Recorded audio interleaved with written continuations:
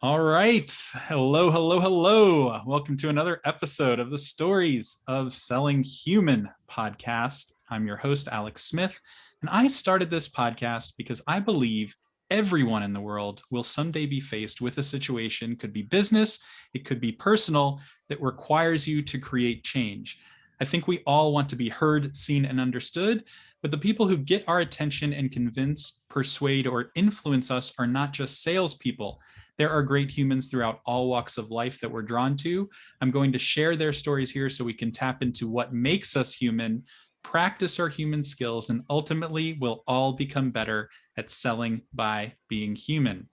All right, gang. When I started this podcast about a year or so ago, I probably put a list of people on there that really guided my whole philosophy around starting this podcast. Some of them you've heard from: Erica Keswin. Go back and listen to that if you haven't heard from it. One that I still have yet really inspired this podcast, Dan Pink. Maybe one day he'll jump on, but his book really inspired this. And another is the guest we're about to hear from today. I found this person really from my just digging into human connection and how do we really strengthen it? How do we build it? What does it mean? What does it do? And I'm so excited for just where this conversation is going to go, because we're going to talk about how our human emotions really go deeper and connect us.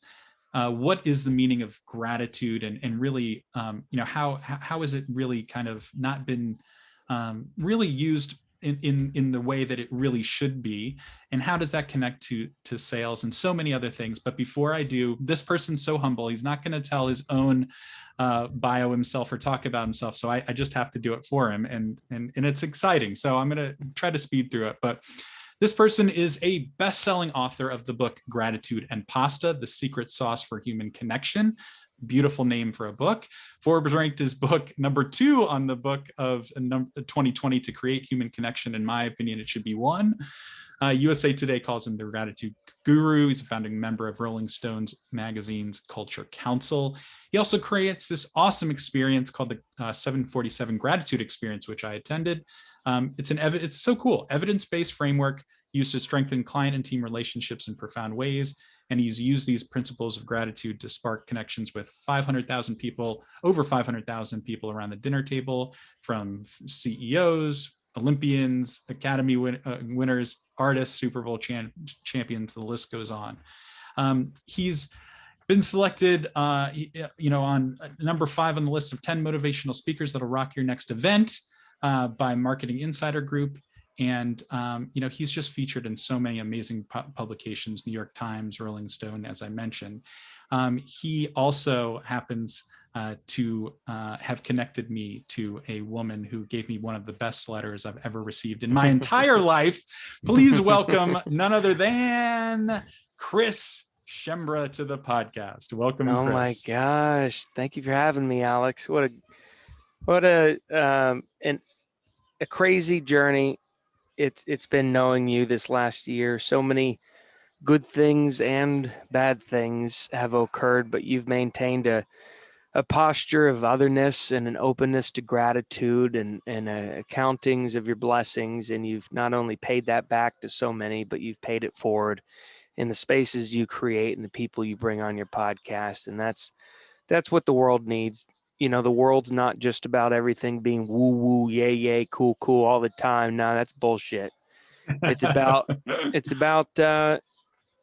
giving gratitude to the tough times and getting through them. And you've certainly been met with a lot of challenges this year, and you've brought a lot of people together through that trauma, and that's having a big impact on others. That's exactly what your dad would have wanted from you in the wake of what happened. Yeah, thank you so much. Chris, it's you brought me to a quote. You're making me think of something. So, I mean, you defined it in your book. Gratitude is an emotion. It's expressing appreciation for what one has. It's recognition of value independent of monetary worth. Mm-hmm. Spontaneously generated from within. It is an affirmation of goodness. As Brene Brown says, and you sort of alluded to it there, I don't have to chase extraordinary moments to find happiness. It's right in front of me if I'm paying attention and practicing gratitude. Why is that definition so important to you? Maya Angelou, the great artist, activist, poet laureate, uh, once said that people don't remember what you did, they don't remember what you said, but they'll always remember how you made them feel. And we live in a world that's more obsessed with how we look, what we have, what we do, how we're getting there, that we don't focus in on that heart, that amount of feeling and emotion and connection. Mother Teresa calls in Lynn Twist's book, uh, um, I forget the book, but Lynn Twist is a great author. All right. And in it, she says that in her sit down with Mother Teresa calls the poverty of the soul of America the greatest poverty on earth. We live in a world that's so lonely, unfulfilled, disconnected, insecure that we are miserable. 51% of the American workforce reports being lonely on a consistent basis. That's equivalent to the reduction of lifespan of smoking 15 cigarettes a day, 7 years off your life. And we got there because of a guy named Rene Descartes who invented this little phrase of I think, therefore I am. We live in a self-help, individualistic, industrious, capitalistic society that's me, me, me. Well, we weren't born that way. We were born to connect with others. So gratitude happens to be a tool to get us there. The emotion, the posture of otherness, all the stuff that they found in that quote. That's why I'm obsessed with it. It helps us feel the feels. Yeah, I love it. I completely agree. I think people are looking for that more than ever before, obviously in this last year. And, people maybe struggle to actually deploy it or understand how to do it, and maybe are fearful of it. And I think your experiences, they've helped me understand how you can even do it in brief interactions, and we'll talk about ways that you do that. Chris, just to help people understand a little bit about what you do and who you are, and just kind of your life. I want to ask you just, it's your whole method is about talking about others and really kind of reflecting on how we connect with others, but this is sort of about you, but also about others. And so tell us, Chris, what do you love? Really, what do you really love about what you get to do every day? And secondly, it's a gratitude question.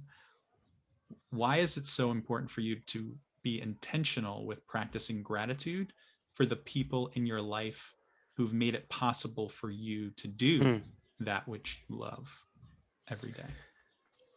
So the first question is, what do I love the most about what I get to do every day? I'd say there's a goofy little metric of success that we used to have from the very first dinner back on July 15th, 2015, when we were just a bowl of pasta sauce and we were a couple people sitting around a dinner, 20 people sitting around a dinner table. And we asked this one gratitude question. See, I found pasta sauce in one of the darkest chapters of my life. For all the listeners that are watching, you probably have a pretty good life. You probably got food on the table, a roof above your head, friends and families that you've gained the respect of. That's a good life, right? Well, things could be missing. You could still be lonely, unfulfilled, disconnected, insecure on the inside. And I felt that just like you. And in that darkness, I found pasta sauce. I found the dinner table. I found the ability to connect people over food, get them to work together to create the meal, have a shared group experience. And we asked a simple question at that very first dinner. If you could give credit or thanks to one person in your life that you don't give enough credit or thanks to, who would that be? Who have you never thought to thank? Well, we saw those people go like this. Whoa, guilt, regret, shame. Who have I never thought to thank? Well, they pulled forth great positive stories of people that had helped them, and they pulled up negative stories of people that had hurt them. And when they talked that out around the dinner table, we saw them come alive. They processed negative trauma and they relived positive benefits. The first metric of success at those early dinners was if less than 6 people cried, we considered it a failed night. Now, why do I say that? I'm just minimizing my screen so I can see you on the big screen. Why is that so important to us? Because people have this belief that they need to walk around with a filter, that they need to walk around with a shell, with a suit of armor to pretend like they are all that is man. I did this myself. I don't need to feel these feelings. I'll be weak if I show those feelings. Well, we know that's the polar opposite, especially when it comes into sales. We'll talk about that later. But the tears were the only physical proof of transformation that I could see at the time. And so, and these tears were creating these life-changing moments for people. They'd leave the dinner table when it was in person. They'd leave the dinner table and go out and take life-changing action, creative, innovative, brave, courageous action. Whether it was just processing trauma or it was doing something new, quitting their 9-to-5 to pursue a life of passion, breaking up with a bad girlfriend, going and moving to a new country, selling their own company. And it was all because of those tears. So that's my favorite thing, is that when I get to see someone break the fuck down through this micro intervention and have their shit just rocked, and then they go boom. Right? That's my favorite thing, Alex. I get to see that every day. Wow. I love that. I mean, were you always like that? I mean, who in your life taught you like human connection? I mean, where did you learn it? Well, I'll answer that as part 2 of the question. Part 1 of the question was the acknowledgement that I was miserable. First, before you can dedicate your life to something, you have to realize how that something saved your life. So human connection is the solution. Me being lonely, unfulfilled, disconnected, insecure, that was what predicated it. See, I grew up, pretty good town, pretty awesome town, great family, good friends, but I had this lingering insecurity throughout my entire life that I was always the last one called to the party. My invite was always somehow lost in the mail. I've always been known for knowing people. I can guarantee you anybody you want to meet in the world is probably 3 calls away from me or something. That's not a brag. That's the positive and the negative, is that when you're known for knowing people, people often forget about you. They assume, Chris is already probably taking care of Friday night. Why call Chris? How many times can he say no? And then the calls stop calling. I might pick up the phone and call my best friend and say, what are you guys doing tonight? And they say, oh, we're already at such and such's house. You want to come? I say, yeah, I'll be right over. Well, the pizza's gone. The game's been played. The movie's half over and there's no seat in the couch. That's the metaphor of my life. And that's what drove me down the deep, dark paths of suicide, depression, jail, rehab, running away, all these things. It was an ism inside my soul, and we all feel it. And when I started producing these dinners, when I started gathering people together, I consequently watched a TED Talk by a man named Johann Hari. There was a line in his TED Talk that said, the opposite of addiction is not sobriety, it's human connection. And I realized that's what was saving my life. This posture of otherness, creating the safe spaces for people to connect, listen to their stories, empathize, mirror, label, create transformational moments, and that's fulfillment. And then all of a sudden it led to money, and then it's just the icing on the cake. But it was which when you turn passion into profit, that's got its whole challenges. But it was I learned a lot from this previous guy. I used to run a company for a guy by the name of Tony, and he was this, big energy, tough Brooklyn mafia, street fighting, super famous actor. And he taught me how to walk and talk like a Brooklyn New Yorker. And he taught me how to hug and love and chase and dream and bring people to him, because the people just wanted his attention. They wanted his love and that's affection. awesome. And we used to go to all these charity galas and we'd auction off, hey, come have dinner with Tony at his home. And we cooked the dinner. And I said, oh my God, look at what it's doing to these people. It's happening. So then I just went and did it myself. That's awesome. Accidentally. That's accidental, serendipitously, maybe. Mm.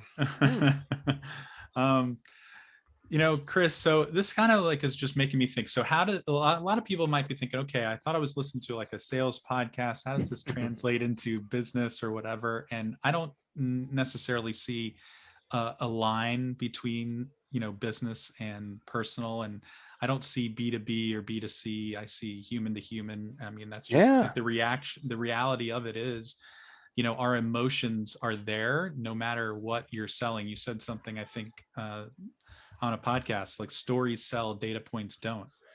People are like, yes, they're evaluating what you have. Will it give them value? But then like, that still doesn't come without their, just all of their life experiences, all of their like fears, all of their emotions between it. And so people are kind of putting up, like you said in the beginning, this armor. And I just kind of wonder kind of what Totally. you say to like the naysayer that like, Chris, I get it, but maybe in your, maybe in the people that you talk to, the businesses, they're like, this is awesome, but it's just too deep, Chris, for the business place. What do you say? Perfect. Oh yeah, totally. First of all, I'll say our clients are Microsoft, Google, IBM, Dell, Amex, PwC, Citibank, Shopify, the United States Navy. Even one of the most rigid organizations, maybe. Oh yeah. Oh yeah, we've done a lot with the Navy. Oh yeah. Right. So if you're sitting here saying, what was this guy talking about gratitude? No. We got a great business. Trust me. But no, to bring the ego out of that answer, Google found in their promotion to emotion study that buyers with a strong emotional connection to your brand are 5 times more likely to consider purchasing, 13 times more likely to purchase, and 30 times more likely to pay a premium. Right? Simon Sinek taught us that people don't buy what you do, they buy why you do it. Right? If you're sitting here and you're a pencil pusher and you don't give a hoot about anything in life except just getting your paycheck, spending that budget, and calling it a day, I'm not the right guy for you. But if you're someone watching this who wants to get ahead in life, close more deals, get more referrals, get that promotion, and even grow your company, this is it. See, I imagine that you're someone who's got a dream, a passion, a purpose, and profit is aligned with that. See, money and profits are not your why. Those are the results. Your why is the thing that motivates us and those around us. And so if you want to build something bigger than a company, you want to build a community, you want to build a movement, even if it's just selling a widget, it's all right. Build it bigger. Build a community of people who believe in the same things that you believe in, that the tool for financial literacy is such and such widget, and that's what you're selling, but you're doing it for the benefit of others. Just watch Simon Sinek's TED Talk for that. But here's what's up. The quickest way to increase referrals, cut through the noise, not have your customers see you for just product or price, but see you for the human, right? People buy from people, not from companies. The quickest way to do that is to create an emotional connection with them.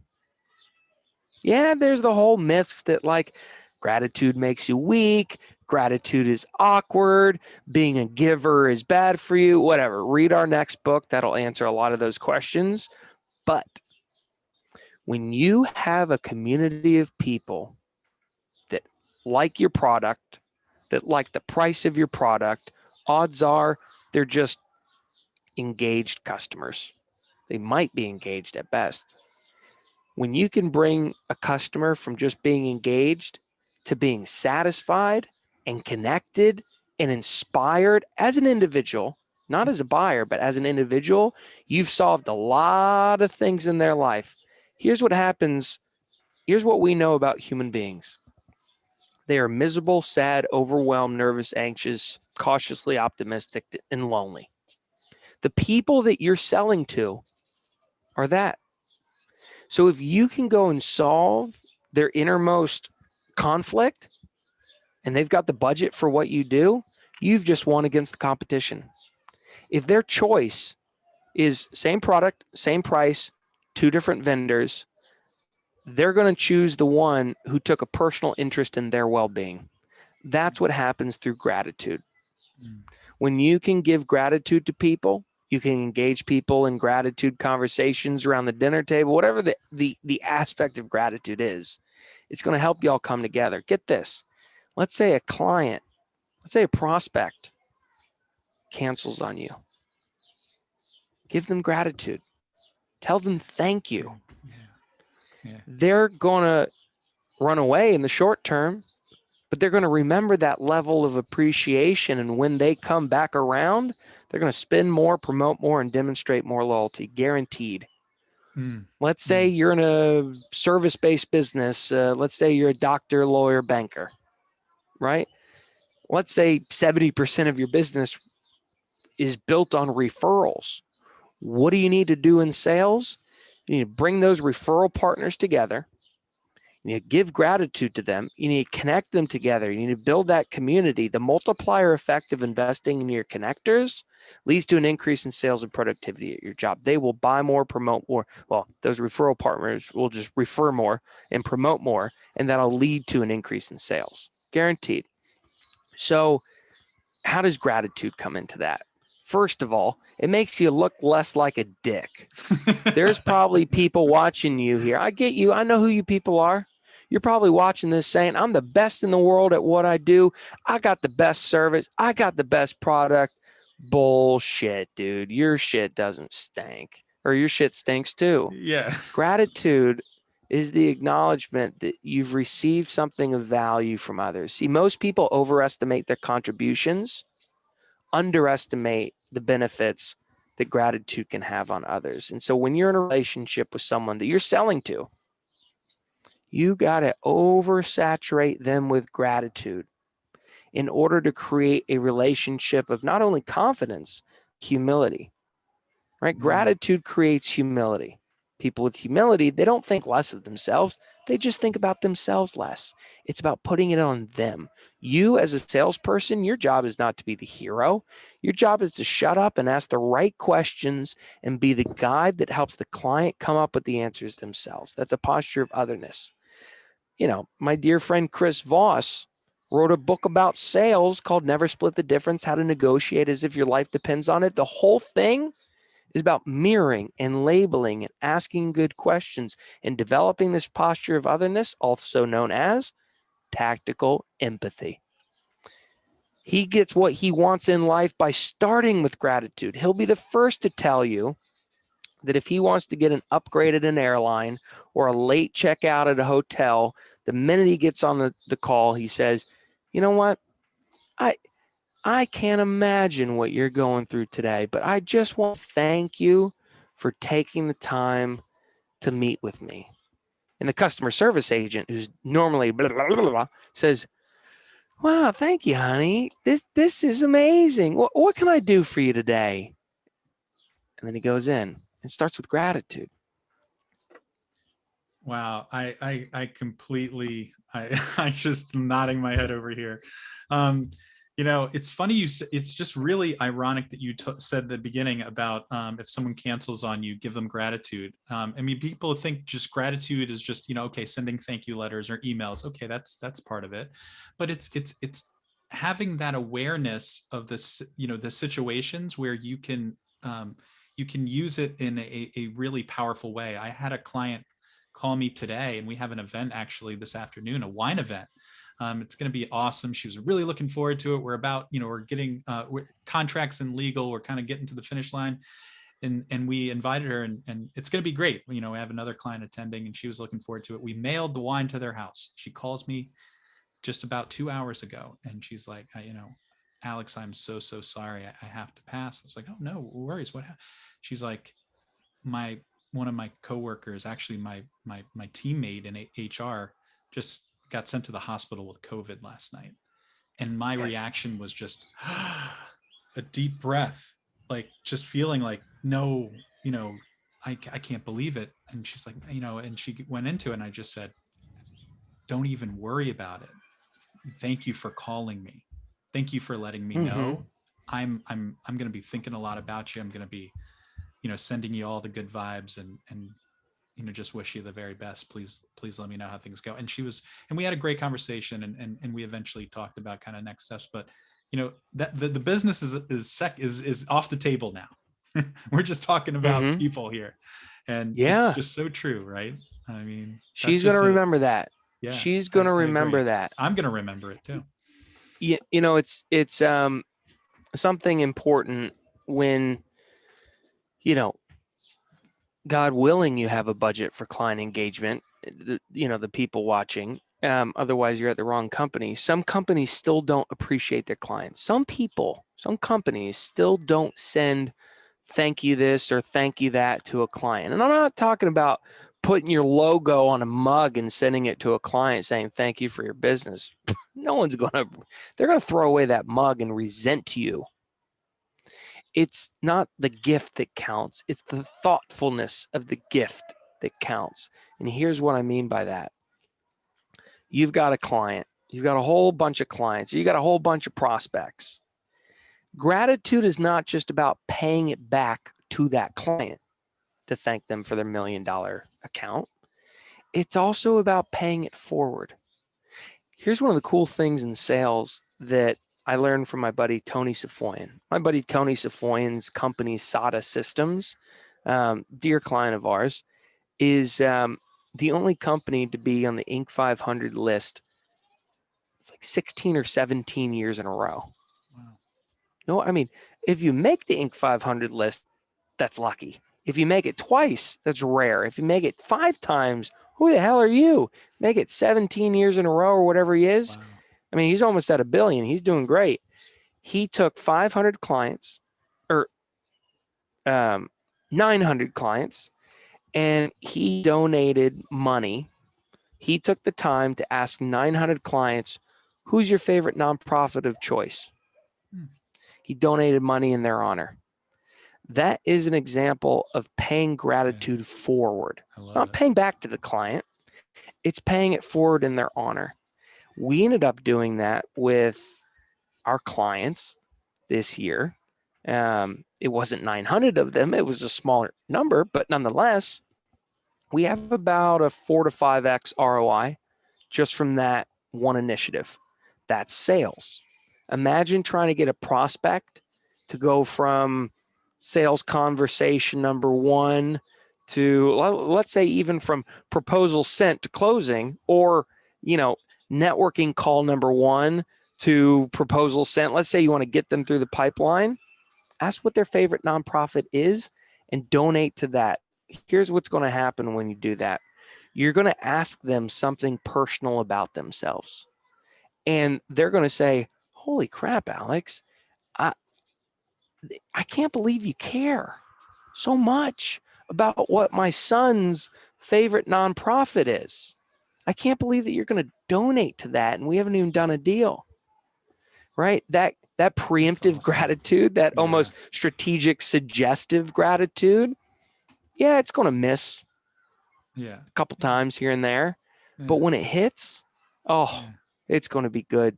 See, Adam Grant, great writer, youngest tenured professor in the history of the Wharton School of Business, number 1 New York Times bestselling author. He wrote a book called Give and Take, and he proved that givers, strategic givers, are the most successful people on the planet. And one of those ways of showing that you're a giver is by giving gratitude. It comes in multiple forms. But yeah.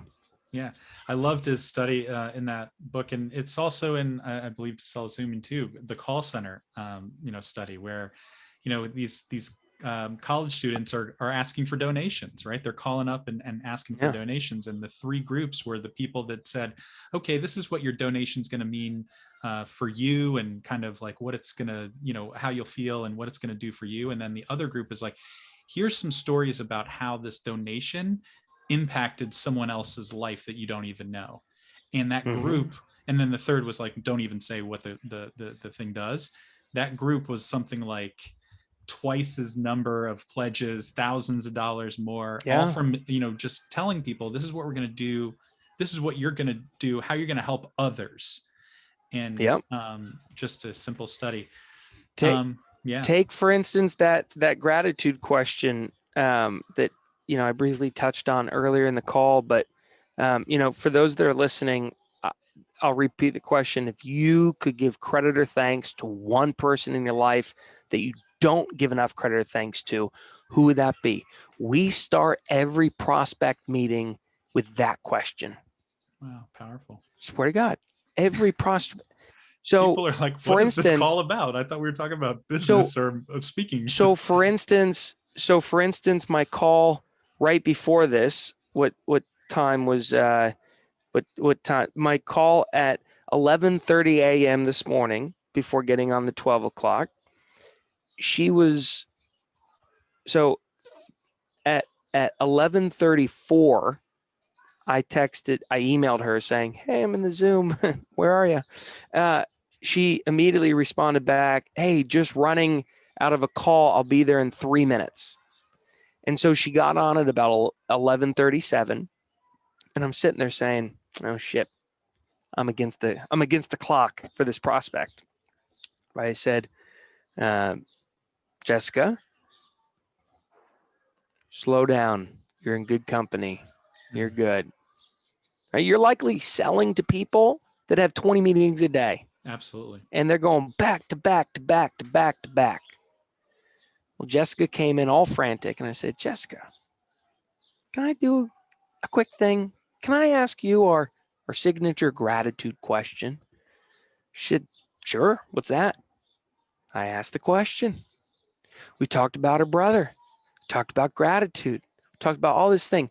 Her whole energy shifted. Yeah. From being nervous, anxious, overwhelmed about the future to coming into the present and then diving into the past, a safe space. Our past is literally the only thing that COVID can't take from us.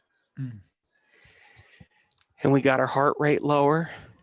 We got the stress and anxiety from her shoulders. She was a whole new person.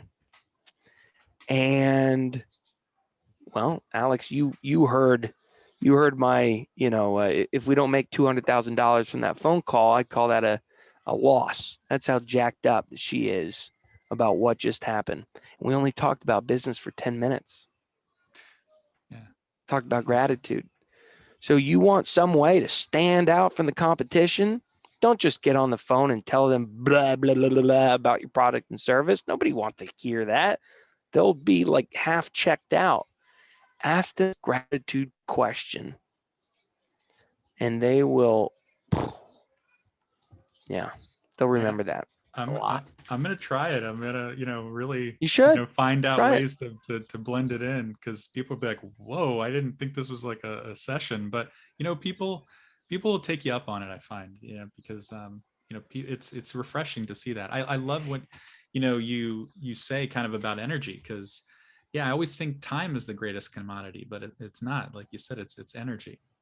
Because if you don't have great energy, what are you going to do with that time that you have? It's so true. Chris, I want to pivot a little bit, because before you go, I want you to talk. Part of the reason why I was just like, I've wanted to talk to you for ever since I've started this podcast, but where it really sealed it for me is, last dinner I was on, everyone ends at a certain time, but you have, you stay on just for like a minute or two. And, as the Zoom shuts down, you sometimes stay on, and I'm like, oh, we'll see if one of those is those times. And the last time people are just talking, and you were asked, so I don't get this. This is an amazing thing. Like, I want to do one of these dinners myself. Like, do I have to pay you to do this? Like, can I just do that? And you're like, no, like that's the whole point. Like I want to like pay this forward, and you can take, that's why I wrote the book. The book is there. Like Yeah. you can do it all Yeah. yourself. And like she's like, what? Like I don't have to like pay you like to be a coach. No, like, and so it was like my thought was like, holy crap, this is it. This is the key. People, he doesn't even have, in no point, at no point in these calls are you saying, well, this is at the end, like here's the catch, here's the bait and switch, or here's what we do. You don't even talk. People are like, what even is this? They're asking you about what you do, and you don't have to sell them. They're selling themselves. They're approaching you. So I Yeah. guess my question is, how do you set up that framework? How can people think about doing that themselves where they don't have to sell? People are coming to them. Yeah. Yeah. It's a big thing I learned from Tony. Don't worry about people knowing you, make yourself worth knowing. Well, through just for the people that are listening, we produce about 20 virtual gratitude experiences a month for our corporate clients. There's a lot of money in them. There's a lot of impact in them. There's a lot of people coming through the systems. And that gives us the opportunity to still host a virtual gratitude experience once a month for our friends and family. It's our way of building community and bringing good people together. And so there is no upsell. That is a free experience for the community. But I won't lie. It's also the greatest opportunity to create referrals. I don't need to sell to you. I don't need to sell to a Jeff or a Sarah or a Bob, whoever is coming. I don't need to sell to them. This is my investment in our relationship. And I know that if people walk out of there knowing, love, trusting what I do, it all comes, first of all, after every experience, I get at least 3 to 4 emails saying, I got a hot lead for you. I'll connect you to someone. I don't need to sell to you, Alex. But if over the course of our lifetime, you've introduced me to 10 clients, that's a 100K relationship, right? If it takes me holding space for people once a month for that, that's how it goes. Yeah. It's, us selling is not us selling. It's us doing as many experiences as possible so that people know what we do, so that the internal referrals come from there. That's how it goes. And, when people say, hey, so I could just, like, you wrote a book about literally like everything that you do, you just give it out. I say, yeah. If 10,000 people read our book and 9,800 of them go out and just do it by themselves, that's a win for humanity. Mm-hmm. That is a win. That's my goal on earth. Yeah. I mean, the previous campaign that I produced before I found the first gratitude campaign that I produced before I found the dinner table was a 36 million person campaign giving tribute and thanks to our veterans, trying to lower the suicide and depression rate amongst veterans with PTSD. That's what I like to bring to the world. I like to give like that. Yeah. This, it's so anyways, so if 9,800 people read my book for $17.47 and they go out and do that in their community, that's a win for humanity. That's my way of giving back. Now, here's what happens to those other 200 people. 200 of those people, 9,800 out of 10,000, those other 200 people give me a call and say, I'm too lazy. I'm too nervous. I don't really feel like reading that book. Why don't I just pay you and you come and do it for us? Yeah. I'm no dummy. That's what happens. Yeah. That's what happens. And so all it takes is 10 people out of that 10,000 to call me up and say, you know what? I'm a billionaire. I'm miserable. I want to bring together all these great people. I don't even feel like reading your book. Can you just come and do your thing, man? I say, yeah. All right, here we go. Yeah. That's the business model. It's so true. A lot of, I would say more people than that, than we would like to admit, probably take the other route of, we have these trade secrets, and this is my way, and like I have this secret approach to my method, and you have to pay to get it, and like, and then we create a community around that, and they don't want to share it with the world. It's kind of like, if I give it away, then like what value do I have? One of Dan Pink said a quote that I loved. It's like, two questions in sales you got to ask. He closed his book with this. It's so brilliant. It's like the two questions you have to ask yourself in every sale: how will this person's life improve after our interaction? And how will the world be a better place after our interaction? So a lot of people take the first one and concentrate there, but neglect the second one, because they can't define it from themselves. You don't understand their why. What are they even doing? What's the point? And then, but that second one is kind of where it all eventually comes back, because like you said, like, people want to be connected. They want to be helped. We all want to live in a better world. We just want to do it in a place with people that aren't thinking about them. Really, they're thinking about the greater good. Yeah. Day, right? Oh yeah. Yeah. You got it. You nailed it. I could talk to you for a long time. I know you have to jet. Because this is all about stories, connecting us. This is kind of a fun question about you. If you want to tie it into anything, that's great. You can take it wherever you want. But I always ask every guest this fun question about them, because we're so individual. And it is, Chris, what is one thing or some event, something that could only and would only happen to Chris Schembra? And I know there's so many unique things about you, so many things that have happened in your life, but what's like just something that, when you look back at your life, that could only happen to me?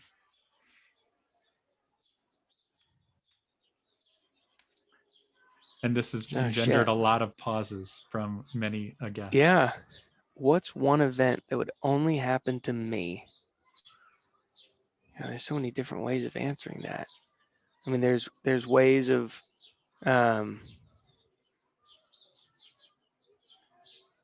another way to think of it is if I asked, Molly, your girlfriend, what's just something that's totally Chris, that one thing, it's just, that's only him. I mean, just like,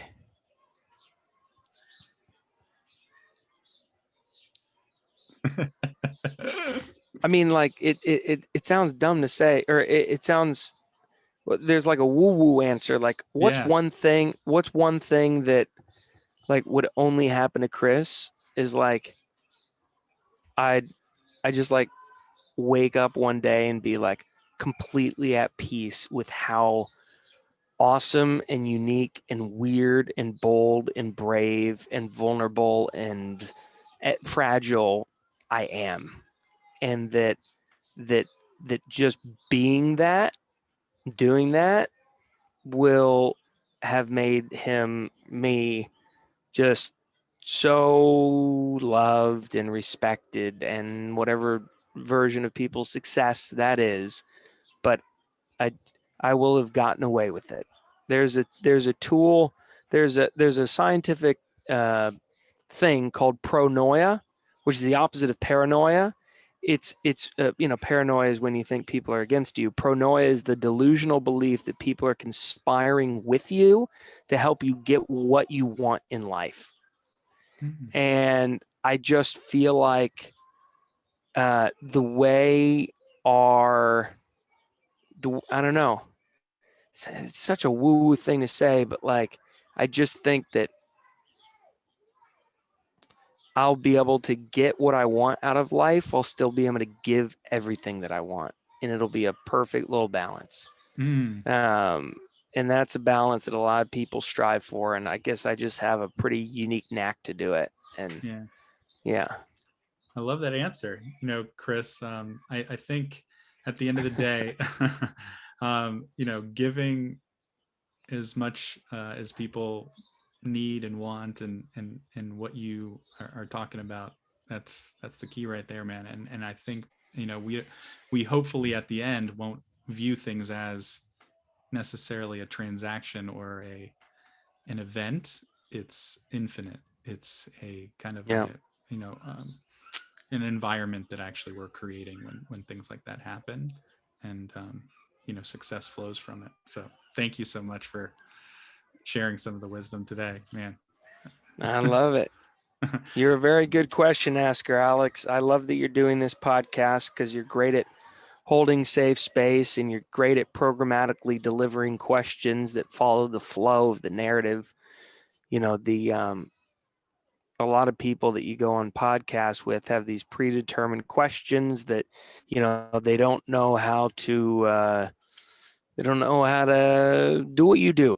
They just have them pre-planned. They don't know how to, programmatically deliver different things on different paths, but you're very good at that. And, I'd highly suggest listening to my buddy Cal Fussman's podcast, 5 Questions with Cal Fussman. Do you listen to it? I've listened to it a couple times, Chris. So you're, He's the god of question asking, and coming from the chief question asker, he is amazing. And I'm learning. You put me on to that. I love that episode you did. Oh, good. He's a great guy. Yeah. Well, thank you for having me. This has been fun. A lot of fun. Chris, before you leave, where can people find you? Where can people learn more about what you're doing and making the world a better place? Yeah, you know what? If there's anything I said here today, first of all, I just want you to take it and go out and act on it. Right? Getting from 0 to 1 is oftentimes harder than going from 1 to 10. And a lot of the woo-woo stuff we've, talked about may seem, why would I ever do that? Try it. Misery is optional. You can always get a refund for it. But more importantly, if you're listening to this and you feel some of what I said that I felt in my life, lonely, unfulfilled, disconnected, insecure, hungry for connection, hungry to go from this stagnant, lost place to off we go, reach out. We host these virtual gratitude experiences. We're going to keep hosting them every month, once a month for our friends and family. So if you need that type of connection, reach out. We'd love to have you. As Alex said, you don't pay a dime to come. We'd love to have you and give you that warm maternal virtual hug. So email info@747club.org and someone from the team will, pass along the next available opportunity. And, we'd love to have you there as our guest, as Alex's guest. And I can highly attest that they will, feel like you're hugging people through the Zoom and just really, really change your life. Chris Schembra, thank you so much. Hopefully one day I get to see you in person, give you a hug, big bear hug. We'll make it happen. All right. Thanks, man.